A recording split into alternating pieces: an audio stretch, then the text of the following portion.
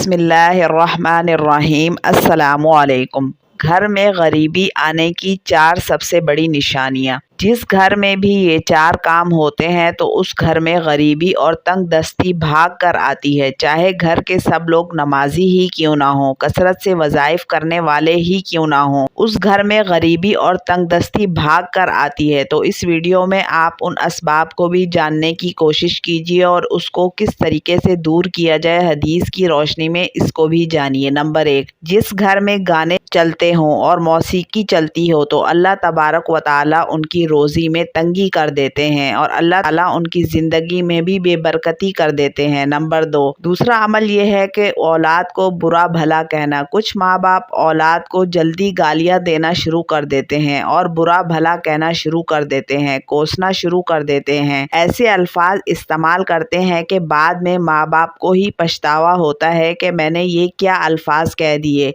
मैंने ये कौन सी बद्दुआ दे दी अपनी औलाद को। तो जो औलाद को बुरे अल्फाज कहेंगे या उनको कोसेंगे तो उन लोगों के रिज़्क़ को अल्लाह तबारक व ताला वैसे ही तंग कर देते हैं और उनसे वैसे ही रिज़्क़ की बरकत उठा लेते हैं। नंबर 3, कुरान मजीद को बग़ैर वज़ू के हाथ लगाना। कुरान मजीद अल्लाह ताला का कलाम है। अल्लाह ताला ने इरशाद फरमाया, इसको हाथ नहीं लगा सकता मगर वो जो बावज़ू हो।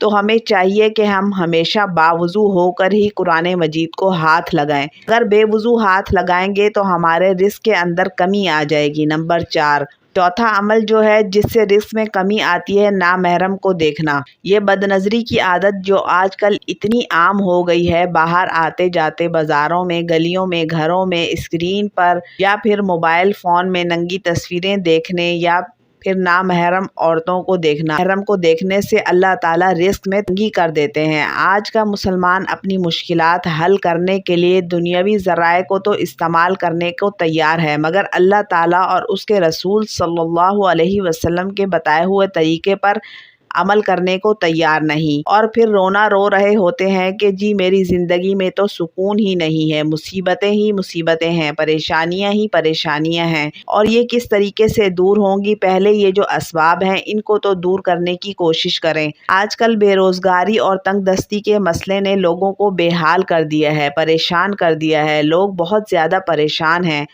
और ना जाने किधर किधर रोज़ी के चक्कर में फिर रहे होते हैं और मिलता उतना ही है जितना उनके मुकद्दर में होता है और इसमें भी बरकत नहीं रहती। शायद ही कोई घर ऐसा हो जो तंगदस्ती का शिकार ना हो।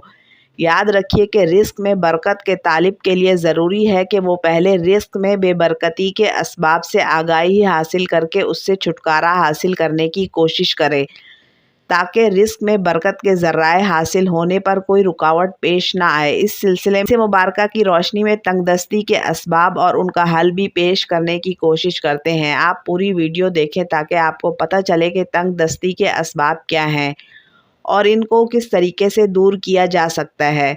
आजकल रिज़्क़ की बेकदरी और बेहुरमती से कौन सा घर खाली है? ये जो बहुत भयानक अमल है जिससे रिज़्क़ की बरकत छिन जाती है। बंगले में रहने वाले अरबपति से लेकर झोंपड़ी में रहने वाले मजदूर तक इस बेएहतियाती का शिकार नज़र आते हैं। आजकल शादियों में किस्म किस्म के खाने ज़ाया होने से लेकर घरों में बर्तन धोते वक़्त इस तरह सालन का शोरबा, चावल वगैरह, रोटी के टुकड़े इस तरीके से नाली में बहाए जाते हैं। इन कामों से हम सब वाकिफ़ हैं। काश के रिज़्क़ की तंगी के इस अजीम सबब पर हमारी नज़र होती, हम गौर करते। उम्मुल मोमिनीन हज़रत आयशा सिद्दीक़ा रज़ियल्लाहु ताला अन्हा फरमाती हैं कि नबी करीम सल्लल्लाहु अलैहि वसल्लम अपने मकान आलीशान में तशरीफ़ लाए और रोटी का टुकड़ा पड़ा हुआ देखा तो उसको साफ़ करके खा लिया और फरमाया, आयशा अच्छी चीज़ का एहतराम किया करो। और ये चीज़ यानी रोटी जब किसी कौम से भागी है तो लौट कर नहीं आई। आज कई दुकानदार रोज़ी में बंदिश ख़त्म करवाने के लिए तावीज़ात, अमलियात और दुआएं के ज़राए तो अपनाते हैं मगर रोज़ी में बरकत के ज़ाइल होने का एक बड़ा सबब ख़रीदो फ़रोख्त में बेएहतियाती है।